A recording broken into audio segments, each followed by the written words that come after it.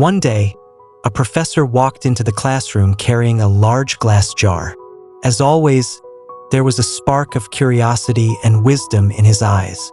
The students sat in silence, eager and attentive, watching every move with great interest. The professor placed the jar on the table and pulled out several large rocks, each about the size of a fist. Slowly and carefully, he began placing them into the jar one by one until no more could fit.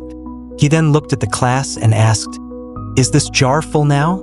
The students looked at the jar, which seemed filled with rocks, and most of them nodded. "Yes, sir, it's full." The professor smiled, then took out another bag filled with small pebbles. He poured the pebbles into the jar and gave it a gentle shake.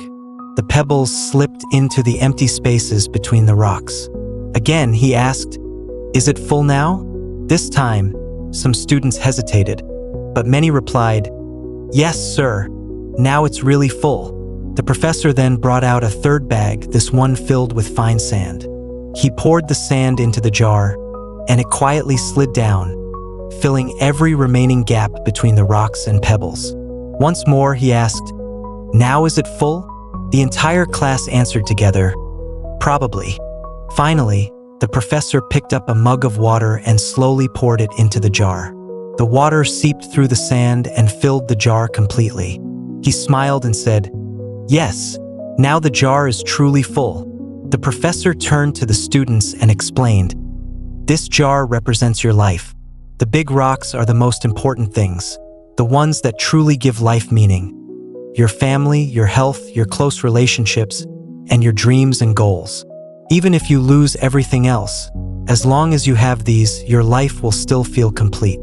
He continued, "The pebbles represent other important things, your career, your house, your car, your achievements. These are important, yes, but not as essential as the rocks.